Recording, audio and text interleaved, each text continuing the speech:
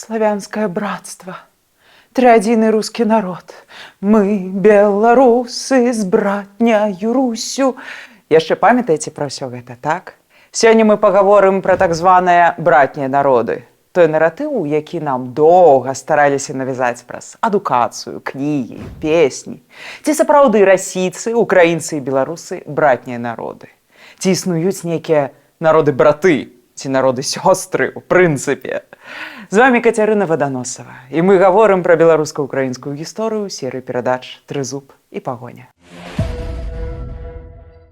Ніякага канструкту пра брацкія народы мы не знойдзем ні ў сярэднявеччы, ні ў новым часе. Тады і народы больш нагадвалі этнічныя групы ў складзе каралеўстваў ці княстваў. І паспаліты люд палітыкай мала цікавіўся. А хто яму брат ці сястра?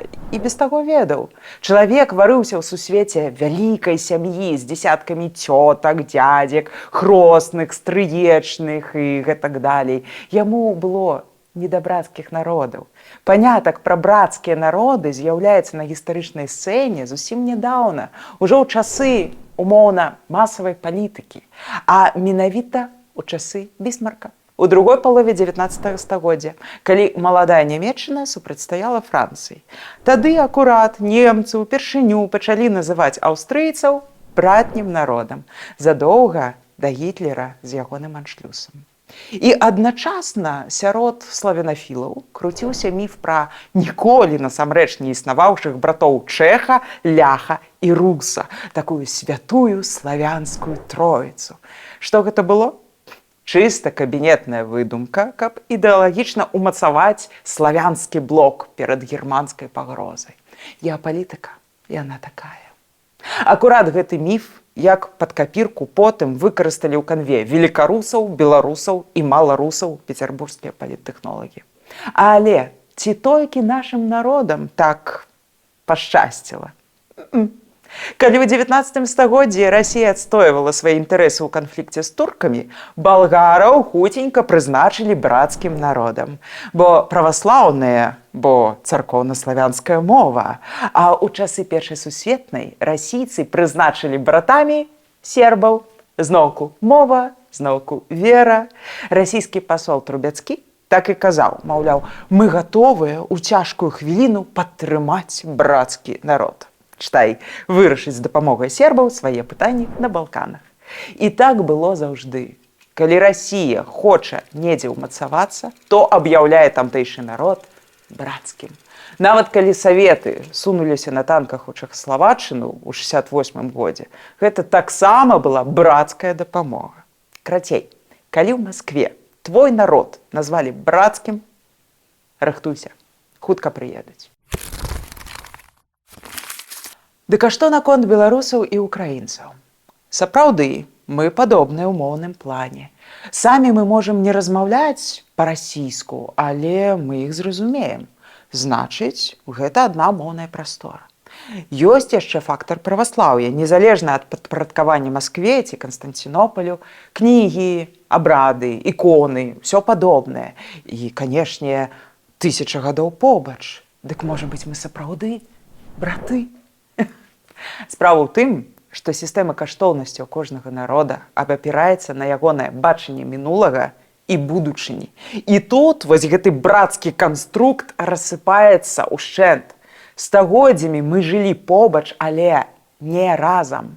Нашыя продкі ўсцяж ваявалі з продкамі сённяшніх расіянаў. Пра гэта мы казалі ў мінулай серыі, дарэчы, паглядзіце. І гэта не былі феадальныя разборкі за дзесятак вёсак ці майно нейкага манастыра. Гэта была барацьба за спадчыну Русі. Ці будзе прастора ад Балтыкі да Чорнага мора Азіяй або Еўропай. Менавіта таму у нас цалкам розны пантэон герояў. Больш за тое, нашыя героі для расійцаў антыгероі і наадварот. Напрыклад, Канстанцін Астроскі, блізкі і украінцам, і беларусам. Для Расіі ён вораг, хоць і праваслаўны русін. Пётр I, Кацярына II – гэта іхныя героі, а для нас яны забойцы і гвалтаўнікі. Той самы Сувораў, можа быць, аб'ектыўны быў таленавітым палкаводцам, але для беларусаў гэта душитель паўстання Касцюшкі. Заснавальнікі нашых дзяржаў БНР, УНР Яны для Расіі некія там сепаратысты на заробку ад нямецкага ці польскага генштабу. Яно ўсё абсалютна не клеіцца гістарычна, ніяк. І гэтак жа з месцамі памяці. Наваградскі замак, калыска Вялікага княства Літоўскага, Аршанскае поле, Батурын, спалены Пятром, ці знішчаная ім жа Полацкая Сафія, Халодны Яр на Чаркашчыне, Курапаты, месца сталінскіх расстрэлаў пад Мінскам. Для нас гэта важна, гэта святое. А для расіян жа будзе важным і святым на нашых тэрыторыях толькі тое, што упісваецца ў іхнае бачанне гісторыі. Напрыклад, Брэсцкая крэпасць, як помнік іхнай айчыннай вайне, не нашай. Пра ўсё астатняе, па іхняй логіцы, лепш увогуле забыцца. А наогул, лепш бы гэта увогуле ніколі не існавала.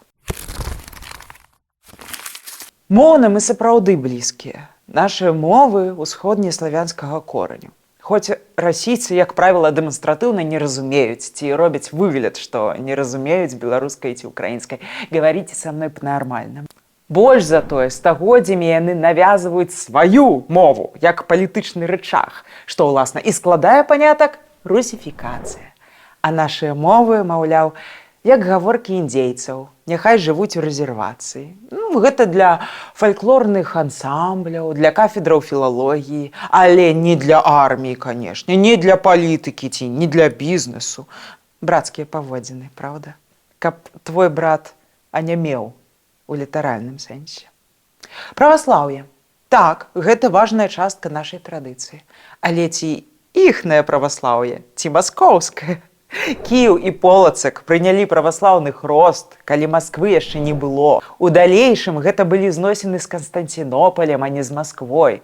Маскоўскае праваслаўе, ужо пастаўленае там на службу імперыі, прыйшло да нас толькі разам з гэтай імперыяй у 18-19 стагоддзях. Калі вы памятаеце, у царскай Расіі нават патрыярху не было, бо быў сінод. Чынавецкая структура імперскай бюракратыі, а патрыярха туды вярнулі, як ні парадаксальна, бальшавікі, ужо свайго, такога ручнога. Не было ў імперскім праваслаўі таямніцы споведзі, бо святар быў абавязаны перадаваць інфармацыю пра злачынствы ці недобранадзейных вернікаў у таемную канцылярыю ці паліцыю. Ці такое яно, нашае праваслаўе? Я сумняюся. В прынцыпе, можна пералічыць шмат чаго. Ад генетыкі, нашых песняў, казак, да вобразу героя ці лідара. Мы розныя ментальна. Глядзім, здаецца, на адно і тое ж, але бачым рознае. Калі беларусы ці ўкраінцы ганарацца чымсьці адметным у сваёй мове, культуры, спосабе жыцця, то расійцы ўжо прыглядаюцца да гэтага з недаверам. Не трэба, маўляў, выдумляць. Вы такія, як мы. Чытай, вы частка нас. Але ў чым тады братэрства? У тым, каб выкарыстаць чалавечы, эканамічны, тэрытарыяльны рэсурс суседа, прыкрываючыся вось гэтым міфам. Выходзіць, што так. Застаецца яшчэ адно важнае пытанне. Хто ж тады ў нас брацкія народы? Палякі? Літоўцы? Можа, румыны? Ці мы, беларусы і украінцы, адно аднаму брацкія народы? Тут, напэўна, варта спытацца у тых жа палякаў, у літоўцаў, а ці ёсць у іх брацкія народы? Ці шукаюць яны сабе іх недзе паблізу ці далёка? Я думаю, што не. Бо даросламу, сфармаванаму народу не патрэбныя брацкія народы, як нейкія мыліцы. Дастаткова быць нармальнымі, добрымі суседзямі. Чаму не? У народаў, якія жывуць побач, ёсць супольныя інтарэсы, ёсць дамоўленасці, ёсць планы на будучыню ці бяспеку ў рэгіёне. І гэта нармальна. А вось прыцягванне за вушы нейкага братэрства ці сястрынства – гэта ўсяго толькі імперская спадчына, дзе абавязкова ёсць старэйшы і малодшы брат. А яно нам трэба?